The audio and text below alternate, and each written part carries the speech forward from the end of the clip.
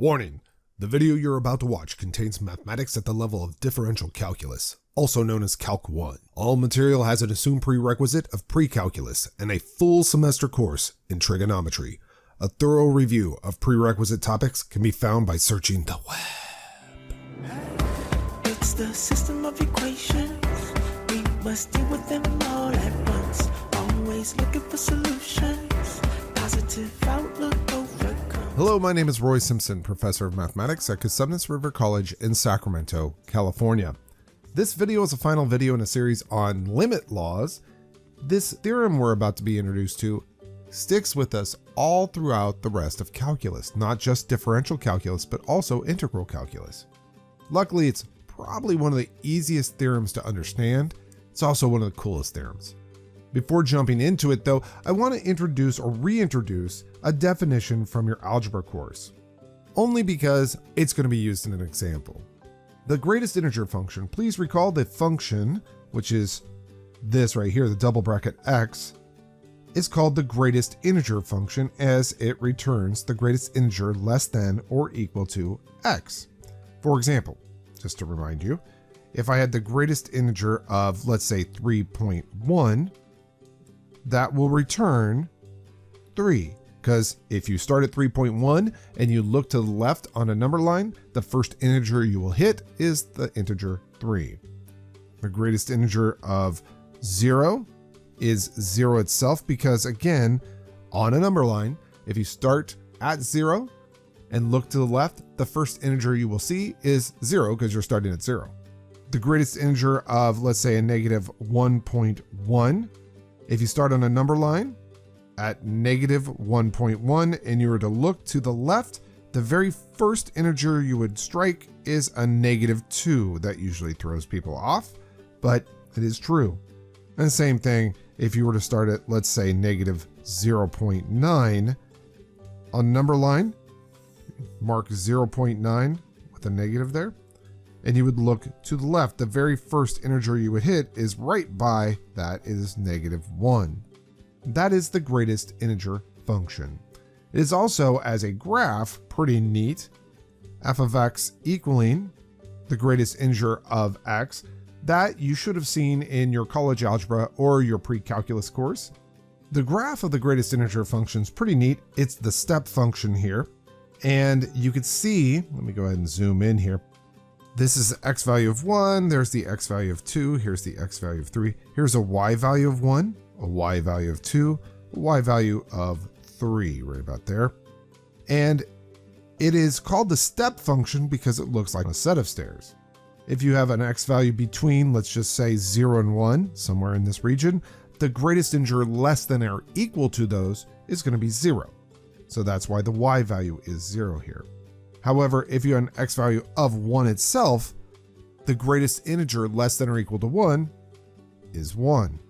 If you had an x value of 1.5, the greatest integer less than or equal to 1.5 is 1. If you had an x value of 2.8, the greatest integer less than or equal to 2.8 is 2. So the y values give you the greatest integer less than or equal to the x value. And it gives you this beautiful graph. You can see that there is just a lot of discontinuity happening. That's a word that has an official definition in calculus, which we haven't actually defined, but you get the idea. There's just jumps going on. So here's our first example to illustrate where we're going. Why is the following statement not a straightforward application of the product of functions limit law? The product of functions limit law is this one right here. The limit as x approaches a of f of x times g of x can be broken apart into the product of two limits. But there's a caveat to that break. Before explaining the caveat, let's go ahead and just see what this is. So as x approaches 0, we have that the sign, we know the sign is going to become 0. So we know that that sign value right there is approaching 0. It's not exactly 0. And this is the hard part for a lot of students who are entering into calculus. They think that becomes 0. It's getting close to 0, but it does not become 0. On the other hand, as x gets close to 0, the greatest integer of x, well, that does not approach 0. If you look at our greatest integer of x function here, From the right-hand side of 0, x is approaching 0. But from the left-hand side of 0, x is approaching -1 in height. So those are the two possibilities. Let me do the left and right-hand limits to really showcase this. In fact, let's go ahead and pretend as though we're going to try to split that limit. Limit as x approaches 0 of the greatest integer of x times the limit as x approaches 0 of the sine of x. Now, a lot of students will try that, and I don't blame you for trying that. You're given a limit of a product, and you're saying, I would like to break that apart if I could. The second limit there definitely is approaching 0. Totally get that. But you can't just say, therefore, 0 times whatever the first limit is going to be 0. That's not true. This first limit here, we have to look at the left and right hand limits, and we're going to find out that limit does not exist. If you think of numbers slightly greater than 0 and you want to find out what's the greatest integer less than or equal to those numbers, that will be 0. But if you think of numbers less than 0 and you ask yourself, what is the greatest integer of that number? So like a number less than 0 but close to 0 is like -0.01. Well, if you look on the number line to the left of that, the very first and greatest integer less than or equal to -0.01 is -1. Notice these two limits are not equal, and therefore that limit does not exist. To be able to use this limit law to split limits like this, there is a critical caveat, one that I've repeated in every single video on limit laws. If you're going to use a limit law, both of the functions that you're breaking apart, their limits have to both exist and be finite. Unfortunately, in this case, one of our limits, one of our splits in our limit, does not exist. As such, it was illegal for us to use the limit laws here. So essentially what this means is that you would have to go back to the drawing board. You'd have to go back to the original problem and try something else. Let me write that down. We cannot use the limit laws because one of our sublimits, one of these two limits we broke the original limit into, just does not exist. So we'd have to go back to the drawing board and try something else out, which we have no technology mathematically right now to do that. But enter in the Squeeze Theorem to save the day. The Squeeze Theorem is one of the coolest theorems in calculus. It's so neat. And in fact, I haven't said this in one of the videos yet, but I will right now. If you think back through all the theorems you learned in mathematics so far, outside of calculus, theorems are really hard to understand. They don't really truly make sense. Like, why is it that the Pythagorean theorem is true? It's not a natural understanding that an 8-year-old would be able to get. They don't just say, oh yeah, of course, given a right triangle, the sum of the squares of the legs is going to be the square of the hypotenuse. It just makes no sense. The proofs, on the other hand, for all those algebraic theorems are generally pretty easy. In calculus, we flip that switch. A lot of theorems in calculus actually make perfect sense. You could describe this theorem to an 8-year-old and they would get it, trust me. The proofs, though, in calculus, they're a bit tough. So why do I say that an 8-year-old can understand this theorem? Well, I'm going to read it out loud first. This will not make sense until we draw it, but let's just read it out loud. If you have three functions, L, M, and H, and I use those letters for low, middle, and high. You have a lower function, it's less than or equal to, a middle function, which is less than or equal to, a higher function. So you have these three functions. And for all x in the neighborhood about x equals a, but not necessarily at a itself, we happen to know that the limit as x approaches a of the lower function is equal to the limit as x approaches a of the higher function. And let's just assign that a value of k. Then that will imply that the limit as x approaches a of the middle function, the one between the lower and the higher function, should also be k. Now again, I just want to say this because it says it below, and there's a very specific reason. The proof of this theorem requires the precise definition of a limit. As such, we will hold off on the proof for now. Now let me give you a visual of this. Let's suppose that you have, I'm going to use green for the lower function. Let's suppose that you have a lower function and it looks like this. Let's also pretend that you have a higher function, and I'll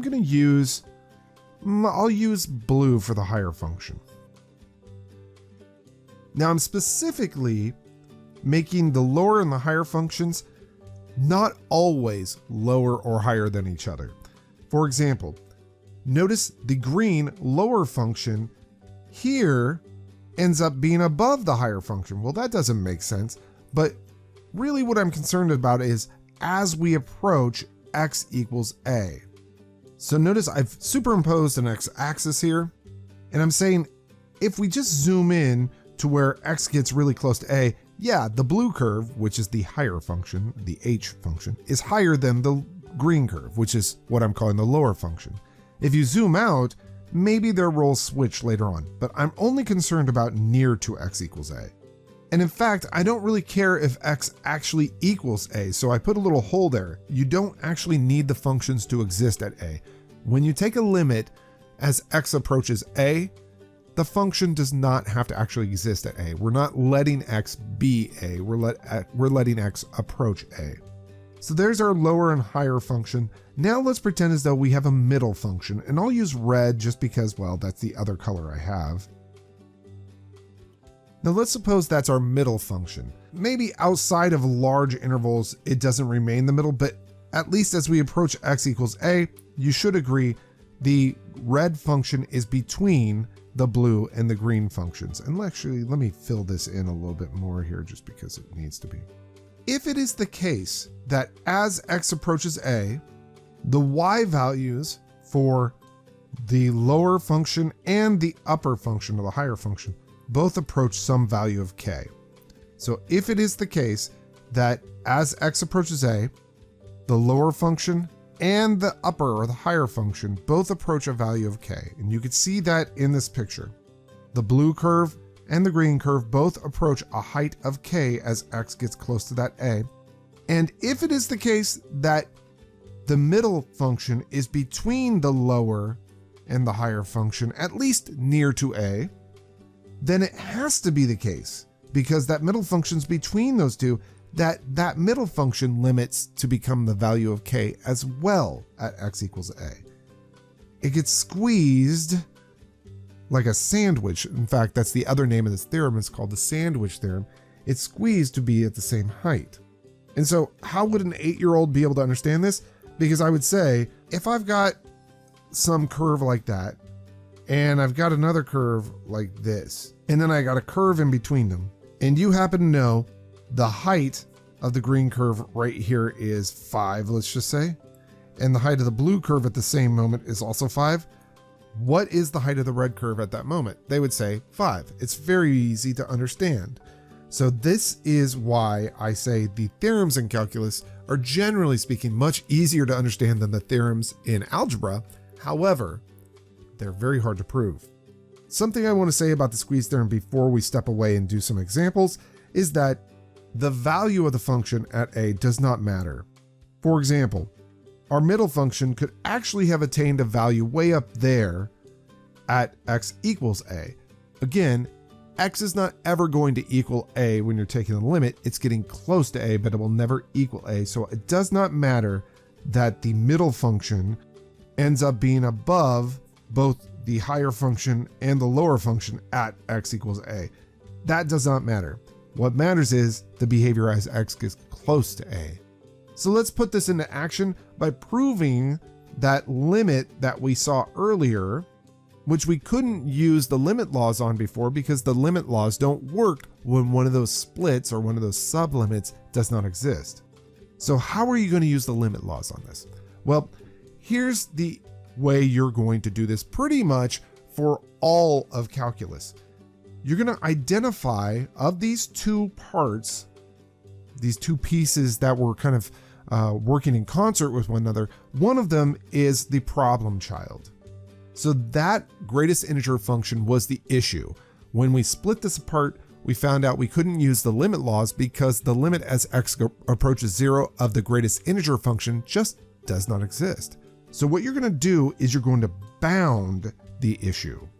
That is, you're going to find out, or you're going to state very clearly numbers between which your function, your issue function, exists. For example, the greatest integer function, as x gets close to 0, the greatest integer function is between -1 and 0. Again, let me show you that. Here's the greatest integer function, and as x is getting really close to 0, the y values are either -1 or 0. So I can easily state that as x approaches 0, the greatest integer function of x is somewhere between -1, including -1, and 0, including 0. In fact, it's one or the other. Now that we've bounded the greatest integer function, we're going to rebuild the limit. And what I mean by rebuilding the limit is, if you look at the interior of this limit, the argument of the limit, we need a greatest integer function of x, and we need a sine of x. And if you look at what we have right now in this triple-sided inequality, we have the greatest integer of x. So I'm going to go ahead and multiply all three sides of that triple-sided inequality by the sine of x. Now, I'm not putting in the inequality signs here because maybe a mathematician's watching this and they're going to yell at me for doing something. So I want to showcase that I'm multiplying -1 by the sine of x, I'm multiplying the greatest integer function by the sine of x, and I'm going to multiply 0 by the sine of x. And I hope you note that these are the results of those products. Now, normally most students would say, okay, this means this, right? Because those were the inequalities to begin with. But that's actually not 100% true, because sine could have been negative. That's an unfortunate piece here. So to avoid that conversation for right now, let's just pretend for the moment, I'll come back to the original one in a moment, but let's pretend it was a sine squared of x. It just allows me to really drive home how to use the squeeze theorem without getting into some dirty details first. So let's go ahead and just say it was a sine squared. I hope you realize sine squared definitely is positive, at least non-negative. So when you multiply all three sides by a non-negative sine squared of x, the inequality signs do not switch. And in that case, let's just pretend we were dealing with sine squared, we'd get this. And if that was our original limit, that's a big if because it wasn't, but if that was our original limit, then you could say, great, I happen to know that I have a lower function, a middle function, and a higher function. And I'm begging you to not get caught up on me squaring the sine for right now. What's important is that we bounded the issue, and then we rebuilt the limit, and we just pretended as though it was a sine squared just for this example. Now what you're going to do is take the limit as x goes to 0 of both the lower function and the higher function. And you have to use calculus here. This is the limit as x approaches 0 of the lower function. And if you didn't know, we're choosing x approaching 0 because that's what the original limit was. Well, as x approaches 0, sine approaches 0 as well. So therefore sine squared will approach 0. So therefore a negative sine squared will also approach 0. And let's look at the higher limit. Well, that's just the limit of a constant there. And that will just be the constant itself. So notice that the limit as x approaches 0 of the lower function turns to 0. The limit as x approaches 0 of the higher function approaches 0. So therefore, that function that's between them is squeezed to become 0 as well. And notice that when I write that down, I also write out the reasoning. You will write by the squeeze theorem if you use the squeeze theorem. It's very, very important that you do that. So by itself, the squeeze theorem is very powerful. It allows you to prove limits and evaluate limits very quickly, as long as you can find a bound for the piece that's causing the issue. Now I'm going to rewind the tape and let's go back to the original question. What if we were looking at the limit as x approaches 0 of the greatest integer of x times the sine of x to the first power? Why did we have to make this modification so that we can actually see how this problem works? So here we have our limit, our original one. Limit as x approaches 0 of the greatest integer function of x times sine of x is equal to 0. Somebody just tells us that's true, but then they say, prove it. All right, great. Well, I happen to know, because we just did the problem, that this is an issue. That guy is the problem child. As x approaches 0, that limit does not exist. So we're going to bound this issue. And just like before, we happen to know the greatest integer function of x is between -1 and 0, and that's as x approaches 0. It's not always between -1 and 0, but it is as x gets really close to 0. Now we're going to rebuild the limit, and here's where the danger exists. You do not know if sine is positive or negative because it's a sine function, and the sine function around 0 looks like that. It could be positive or it might be negative. We just don't know because we don't know which side of 0 we're approaching. So if sine were positive, which means that x is greater than or equal to 0, then when we multiply all three sides of this triple-sided inequality by the sine, the inequality signs don't change. And by the way, there's no need for me to write 0 times sine. You guys know what that's going to be. It's going to be 0. And now we'll take the limit. Remember, this is the limit as x is approaching 0 from the right because we're assuming that x is greater than or equal to 0. This is the limit as x approaches 0 from the right of the lower function. Sine will approach 0, so -0 is 0. And the limit of the higher function as x approaches 0 from the right, well, the higher function is a constant, so that limit is 0 as well. So in that case, we know the center is squeezed to be 0. And you get tired of writing by the squeeze theorem often, so instead, I just write by s dot t.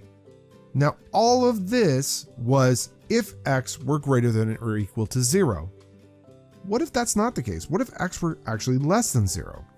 Well, when we multiply all three sides of this inequality, this bound, by sine, because x is less than 0, sine is actually negative. So you're multiplying all three sides by a negative number, which means the inequalities flip. So there we have it. That was the thing that I didn't want to do on the very first example of the squeeze theorem, because I just wanted to showcase how the squeeze theorem worked. But there are these odd situations where what you're multiplying by might be negative. And so if that's the case, you have to do single-sided limits. Work with x being greater than or equal to 0, and then x being strictly less than 0. Because when x is strictly less than 0, sine is negative, then all of these inequalities here will switch. Pretty much everything else is the same as before though. The limit as x approaches 0 from the left of negative sine of x, well, again, sine of 0 is 0, so this is just going to be 0. And for the higher function, actually, which in this case is now the lower function, right? The lower function is actually 0, and the higher function is actually negative sine of x. That lower function limits to 0, and so therefore the center still gets squeezed to be 0. So in this case, notice again I wrote by the squeeze theorem there. We have taken the left and the right hand limits of our original function limit as x goes to 0 of the greatest integer of x times the sine of x, and both of those limits end up being 0. Thus the overall limit has to be 0. Since they asked me to prove it, I'm going to pretend as though it's a proof, QED. Quod erat demonstratum, so it has been proven. Something I also want to say before I step away from this for the fellow mathematicians in the audience is that I am allowing my students right now to go ahead and assume that the limit as x approaches 0 of sine of x is actually 0. That is something we will prove later on, but for right now, we are okay with just assuming that that is the fact. Let's drive the point home. Let's go ahead and make a claim about the value of this limit and then prove our claim. Now this limit looks like an absolute mess. I hope you would agree with me, but we're going to make a claim about this limit, what it turns into, and then we're going to prove that claim. First off, notice that the limit is a single-sided limit. That's required here because if x were allowed to approach 5 from the left, that means x is 4.9999 and so on and so forth, which means that x minus 5 is negative, and we'd be taking the fourth root of a negative number. That's a bad thing. So in this case, the single-sided limit is necessary. Second thing I want to note, as x approaches that 5 from above, we have basically 5 minus 5, which is 0. So I think a lot of people will immediately say this limit should be 0. So this is going to be our claim. Now I want to drive home the point that just because the first factor turns into 0 does not mean the overall limit will actually be 0. There is a problem within this entire limit. That problem is right here. As x approaches 5, that denominator in the cosine is approaching 0. We have 17 over 0 positive. Let me just go ahead and showcase that. And so that will be infinite. And cosine, as you plug in larger and larger values, just bounces between -1 and 1 forever. It just continually wavers. As x goes to 5 here, this entire highlighted fraction tends to infinity. And so the cosine operates as if you're plugging in larger and larger values. And as you do that, the cosine just wiggles faster and faster and faster and faster and faster and faster. But one thing you should note is cosine is always between -1 and 1. So to prove this claim that this limit is 0, because it actually is, you need to take that problem child, that issue in this entire limit, and you need to find a bound for it. So I label that as the issue, tell myself I need to bound that. I need to somehow bound the issue. And in fact, not only is that the issue, technically the cosine of all of this is the issue. So I'm just going to circle up the entire cosine here because I can easily bound the cosine, but I can't bound 17.2 over x minus 5. That is going to tend to infinity.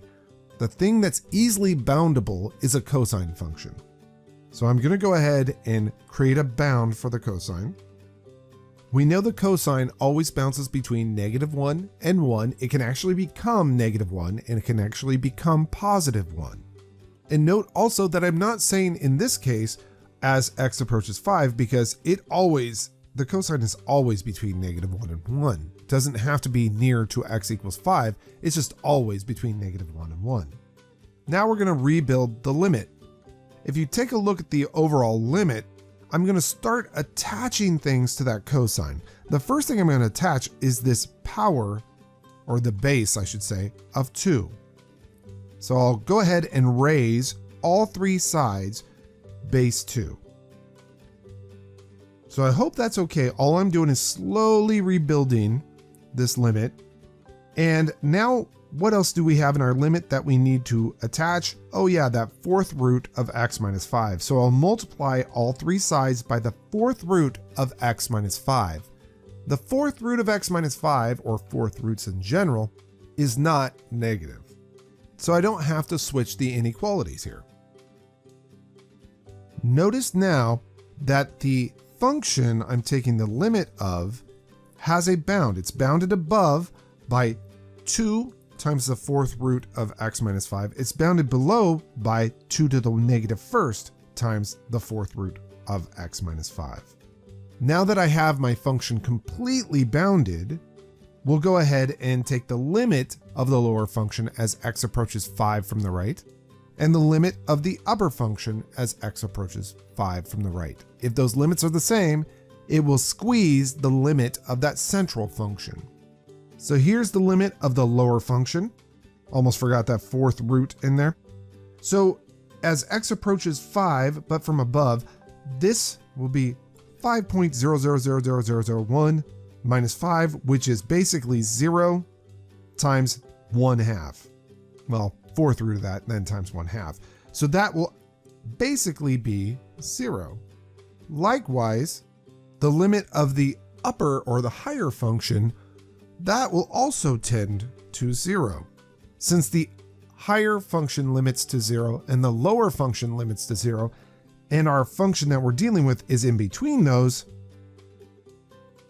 the limit as x approaches 5 from the right of our original function must be 0, or our middle function, I should say, must be 0 by the Squeeze Theorem. That's a wonderful, wonderful Squeeze Theorem example. Now, don't get too attached to the Squeeze Theorem, because a lot of students, once they see it, they start using it for a lot of problems. You shouldn't. You should only use the Squeeze Theorem, honestly, when you have a limit that involves, let's say, a product where one of the functions ends up being an issue, where it causes, if you try to split it, that sublimit would not exist. Then that's when you know maybe I should use the Squeeze Theorem, because the limit of this piece right here just doesn't exist. So maybe I can bound that issue, that problem child, that piece right there. And if I can bound that, then maybe I could rebuild the entire limit and then use the Squeeze Theorem. But that's the only time you really want to use the Squeeze Theorem, is when one of your sublimits does not exist. There are other options, by the way. You do not just have to use the Squeeze Theorem, but the Squeeze Theorem is pretty cool. At least I hope you think so. Anyhow, we're done with this lecture video, and we're done with the limit laws. Starting from this point forward, we're going to go into the precise definition of the limit, and that is confounding to a lot of students, so I take my time going through that material. I hope to see you there. It's the system of equations. We must deal with them all at once. Always looking for solutions. Positive outlook overcomes obstacles getting in our way, cause affects more than we can sometimes see. Things for what they are and work together until you feel at peace. Listen close, don't talk too much, that isn't kosher. You may really hurt inside. It doesn't justify you to speak too loud and cry.